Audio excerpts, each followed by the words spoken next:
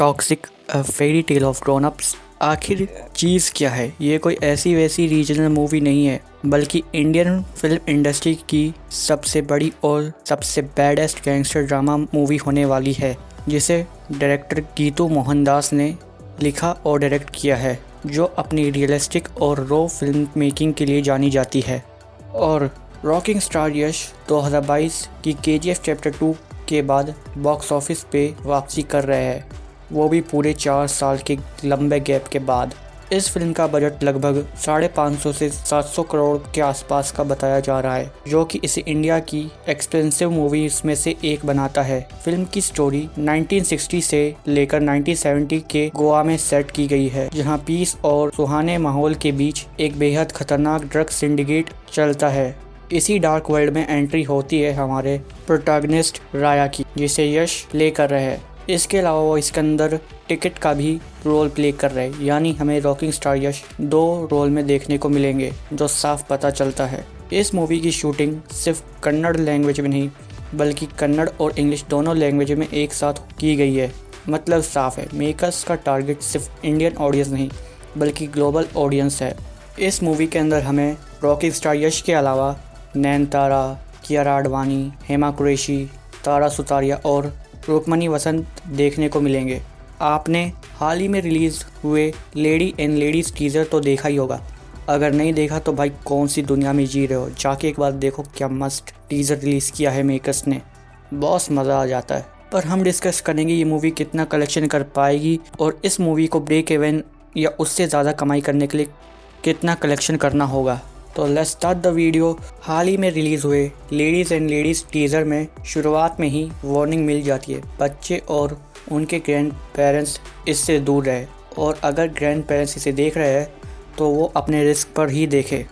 मतलब शुरुआत में ही क्लियर वार्निंग मिल गई है कि इस बार एक्शन, वायलेंस और अडल्ट एक्सपीरियंस हाई लेवल होने वाला है। शुरुआत में हमें Kiara Advani and rocking star Yash का एक स्मॉल रोमांटिक मोमेंट दिखाया जाता है, लेकिन इसी पर सीन में चल रहे voice over love makes monster of woman with it is a beautiful illusion if one understands the depth of its डिप्सेंच। इसका मतलब क्या है? मतलब साफ है कि इस बार इसमें फीमेल प्रॉपर मॉन्स्टर लुक में नज़र आने वाली है। इसके एक्शन सीन स्टार्ट होती ही नयनतारा एक गंगा वाले अवतार में, जो हैवी चॉपर बाइक पर बैठकर धनाधन फायरिंग कर रही है। उसके बाद कियारा आडवाणी एक सर्कस परफॉर्मर के रूप में दिखती है। वहीं हेमा कुरैशी AKA एलिजाबेथ एक कब्रिस्तान के बीच में एकदम बॉस लेडी बनकर खड़ी हुई है, और रुक्मणी वसंत हाथ में गन लिए अपने निशाने पर बंदूक ताने हुए है। लेकिन बॉस, सबसे बड़ा बवाल जो टीजर के एंड में था, Yash versus all female fighters smile करते हुए एकदम फ्लर्टी टोन में कहते हैं, ladies and ladies, do you want to come one at a time और ऑल टुगेदर। और लास्ट शॉट, ओ भाई साहब, राया एक औरत के मुंह के अंदर रिवॉल्वर वाला सीन। इस सीन ने तो कंट्रोवर्सी खड़ी कर देने वाली है। पर एक बात साफ है, डायरेक्टर गीतू मोहनदास ने इस बार एक्शन जॉनर को एक नए फीमेल एंगल से दिखाया है, जहां हॉलीवुड स्टाइल अपनाया गया है, क्योंकि ये मूवीज इंडिया के साथ साथ ग्लोबल लेवल पे भी रिलीज की जाने की प्लानिंग है। बट एक बहुत बड़ा सवाल है जो हर किसी के दिमाग में चल रहा होगा, इस फिल्म को इंग्लिश में क्यों शूट किया गया? क्या रॉकिंग स्टार यश अब हॉलीवुड में झंडे गाड़ने वाले हैं? तो जवाब है यस। जब यश ने सिनेमा कॉन लॉस वेगस में इस फिल्म का 9 मिनट्स का एक्सक्लूसिव प्रीव्यू दिखाया, तो वो चाहते थे कि ये मूवी ग्लोबल लेवल पे रिलीज की जाए। वो ये दिखाना चाहते थे कि इंडिया भी हॉलीवुड लेवल मूवी बना सकता है। मेकर्स इस फिल्म को सिर्फ लोकल मार्केट तक नहीं रखना चाहते, इसका जो इंग्लिश वर्जन है उसे पूरे इंटरनेशनल स्टैंडर्ड के साथ रिलीज किया जाएगा। इसके डिस्ट्रीब्यूशन के लिए हॉलीवुड के कई बड़े प्रोडक्शन हाउस के नाम सामने आए हैं। अब तक क्लियर नहीं है, पर इसके अंदर वार्नर ब्रोस और यूनिवर्सल पिक्चर आ सकते हैं। अगर ये English version non Indian audience के बीच ठीक से पिच हो गया, तो ये पहली ऐसी प्रॉपर क्रॉसओवर फिल्म बनेगी जो ग्लोबल लेवल पे 50 से 100 मिलियन तक का बिजनेस कर सकती है। और ये मैं इंग्लिश वर्जन की बात कर रहा हूँ।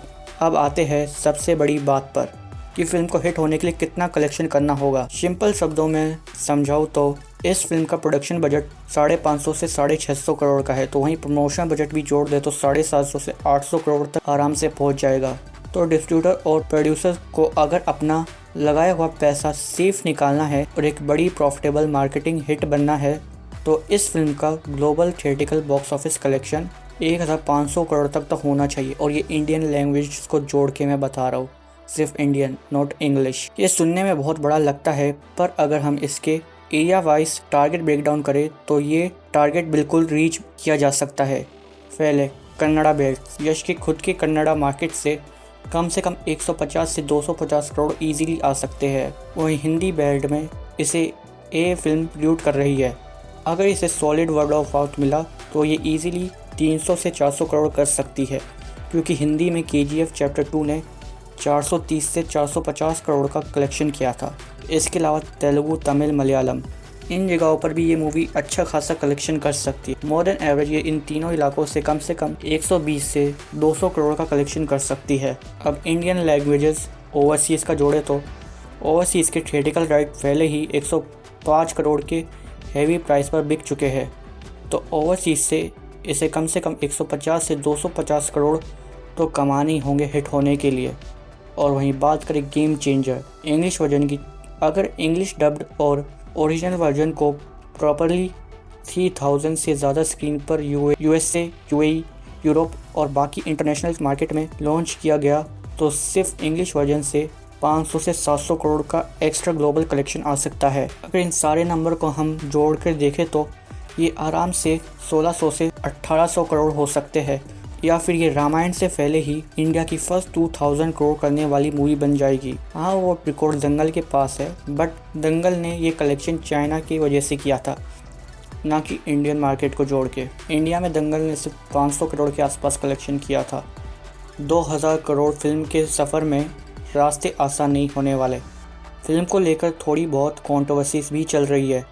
पहले तो बेंगलुरु के फॉरेस्ट एरिया में ट्री के काटने का मामला, जिसमें FIR दर्ज हुई थी, तो वहीं टीज़र में एक्सप्लेंटेशन ग्रुप की सेमेट्री सीन को लेकर थोड़ी नाराज़गी, साथ ही फिल्म की रिलीज़ डेट पहले अप्रैल 2025 से खिसकाकर 19 मार्च कर दी, फिर उसके बाद फिर से खिसका के अब ये फिल्म फाइनली 26 अगस्त 2026 को रिलीज़ होने वाली है। इस लंबे गैप से फैंस काफ़ी नाराज़ है, क्योंकि ये मूवी बाबा पोस्टपोन की जा रही है और ऑलरेडी KBN प्रोडक्शन इसको लेके काफ़ी ट्रोल भी किया जा रहा है, क्योंकि टॉक्सिक के अलावा वो जननायकन और कई ऐसी मूवीज़ को पोस्टपोन कर चुके हैं।